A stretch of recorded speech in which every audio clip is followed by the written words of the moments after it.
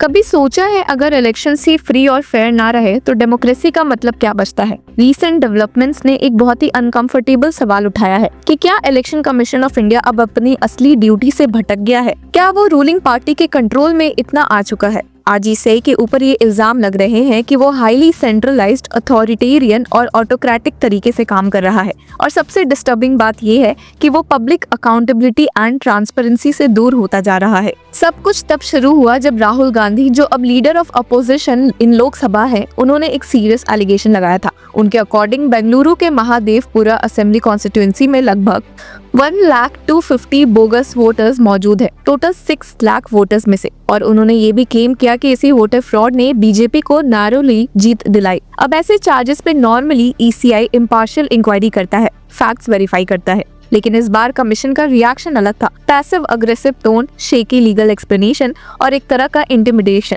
उन्होंने fact check release किया जिसमें फैक्ट्स थे ही नहीं और राहुल गांधी से ओथ लेने तक को कह दिया। ऐसे में सवाल उठते हैं कि क्या ईसीआई सच में वोटर फ्रॉड से लड़ रहा है या सिर्फ अपनी इमेज बचाने की कोशिश कर रहा है? और ये सिर्फ महादेवपुरा का केस नहीं है। आनंद असेंबली कॉन्स्टिट्यूएंसी में भी जब वोटर लिस्ट मैनिपुलेशन एक्सपोज हुआ तब भी ईसीआई ने ऑलमोस्ट सेम इवेसिव एटीट्यूड दिखाया। अब एक्सपर्ट्स कह रहे हैं कि पिछले कुछ सालों में ईसीआई ने वोटिंग प्रोसेस को खुद ही वेपनाइज कर दिया है, मतलब spurious injection of votes after polling hours. जब वोटिंग ऑफिशियली खत्म हो जाती है उसके बाद भी कुछ मिस्टीरियस वोट्स ऐड हो जाते हैं। अब नए रिपोर्ट्स कह रहे हैं कि इलेक्टोरल रोल्स में लार्ज स्केल मैनिपुलेशन हो रहा है और जब इन्वेस्टिगेशन एजेंसीज ने कोऑपरेशन मांगा तो ईसीआई ने रिफ्यूज कर दिया। अब कई लोगों का मानना है कि ये सब क्लियरली दिखाता है कि कमीशन अपने पावर्स को हाई हैंडेडली यूज कर रही है, जो उसे मिला है आर्टिकल 324 ऑफ द कॉन्स्टिट्यूशन के अंदर, और भी स्ट्रेंथन हुआ है chief election commissioner and other election commissioners act 2023 के बाद, जहां कमिश्नर्स को ऑलमोस्ट टोटल इम्यूनिटी मिल गई है। ये सब देखकर लोग एक पुराने केस को याद कर रहे हैं,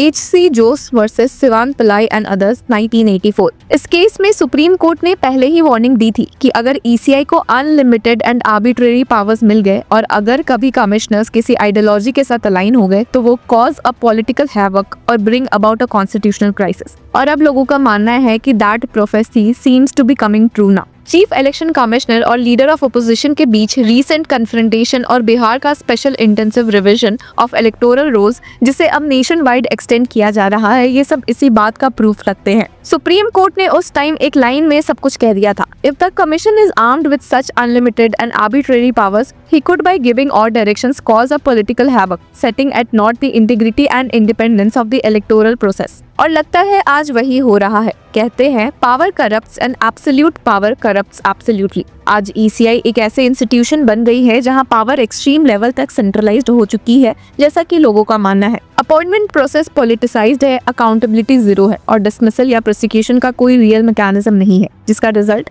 एरोगेंस एंड सेक्रेसी। आज वोटिंग पब्लिक को वो ऐसे ट्रीट करते हैं जैसे उनका नाम सिर्फ क्यू में खड़े रहना और बटन दबाना है बस। 2000 के बाद से दिल्ली का निर्वाचन सदन, जो ईसीआई का हेडक्वार्टर्स है, एक सील्ड फोर्ट्रेस बन गया है, जैसा कि लोग मान रहे हैं। ना पब्लिक सजेशन सुनते हैं, ना सिविल सोसाइटी के रिप्रेजेंटेशंस और ना ही अपोजिशन पार्टीज के कंसर्न्स। आरटीआई एक्ट के अंदर जब लोग क्वेरीज फाइल करते हैं तो या तो आंसर्स ही मिलते नहीं या फिर इनकम्प्लीट होते हैं, और जब मिलते हैं तो शॉकिंग स्टेटमेंट्स जैसे ECI has no information about the returning officers who conducted the 2024 Lok Sabha elections. मतलब अपने ही सुपरवाइज्ड इलेक्शन के ऑफिशियल्स का रिकॉर्ड नहीं। ये ट्रांसपेरेंसी का नहीं, कंप्लेंसी का प्रूफ है। और अब एक और डायमेंशन समझते हैं, स्केल का। 1952 में इंडिया के पास 17 करोड़ वोटर्स थे। 2024 तक ये नंबर 968 मिलियन यानी 96.8 करोड़ हो गया है। पोलिंग स्टेशंस 2.25 लाख से बढ़कर 10.5 लाख हो गए हैं। 1.5 करोड़ पोलिंग ऑफिशियल्स और 2100 ऑब्जर्वर्स इलेक्शंस ड्यूटी पे होते हैं। इतना मैसिव सेटअप मैनेज करना नेचुरली टफ है, इसलिए ईसीआई को लोकसभा इलेक्शंस 7 फेजेस में करने पड़ते हैं। लेकिन जितना ज्यादा फेज उतना ज्यादा मैनिपुलेशन का स्कोप, और जब प्रोसेस स्ट्रेच होता है तो सैंक्टिटी कॉम्प्रोमाइज होती है। पर अब सवाल यही है कि क्या सोल्यूशन है? अगर ईसीआई सेंट्रलाइज्ड पावर के बर्डन के नीचे दब गया है तो क्या हम वापस डिसेंट्रलाइज्ड सिस्टम ला सकते हैं? एक्चुअली ओरिजिनल कॉन्स्टिट्यूशन ड्राफ्ट में एक आइडिया था, separate central and state election commissions. Article 289 जो कि ड्राफ्ट वर्जन में लिखा गया था कि the superintendence direction and control of all elections to parliament shall be vested in a commission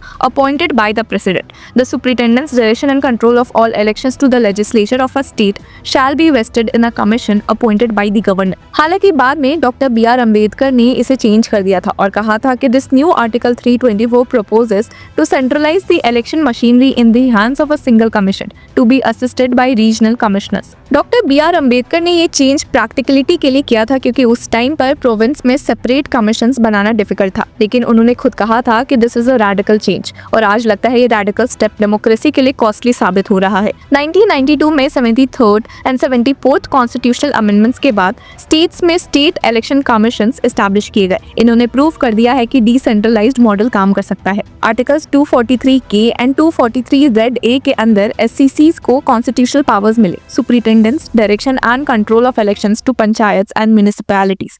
her state में एक स्टेट इलेक्शन कमिश्नर होता है जिसे गवर्नर अपॉइंट करता है 5 साल के फिक्स्ड टेन्योर के लिए। उसे सिर्फ हाई कोर्ट जज के प्रोसेस से ही रिमूव किया जा सकता है। SCC डिलिमिटेशन करता है, लोकल पॉलिटिकल पार्टीज को रजिस्टर डी रजिस्टर करता है और model code of conduct enforce करता है, ensuring fair play at local level.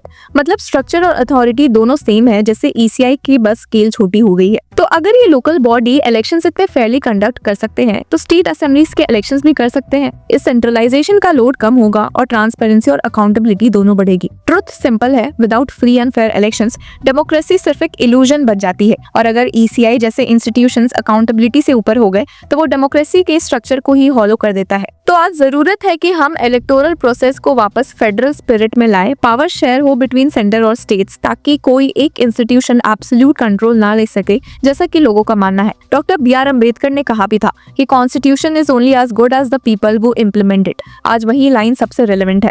अगर इंस्टीट्यूशंस अपनी मर्यादा और रिस्पॉन्सिबिलिटी भूल जाए तो कॉन्स्टिट्यूशन सिर्फ कागज पे लिखा हुआ एक डॉक्यूमेंट रह जाता है। इलेक्शन कमीशन को समझना होगा डेमोक्रेसी का ट्रस्ट ट्रांसपेरेंसी एंड अकाउंटेबिलिटी से बनता है, ना कि सेक्रेसी और एरोगेंस से। अगर ECI खुद को गार्जियन ऑफ डेमोक्रेसी कहना चाहता है तो सबसे पहले उसे डेमोक्रेसी के बेसिक प्रिंसिपल्स पर खुद खड़ा उतरना होगा, बिकॉज बिना फेयर इलेक्शंस के डेमोक्रेसी सिर्फ एक वर्ड रह जाता है, स्पिरिट नहीं। तो व्यूअर्स, आपकी क्या राय है हमें कमेंट सेक्शन में जरूर बताएं। Until then keep following Law चक्रा।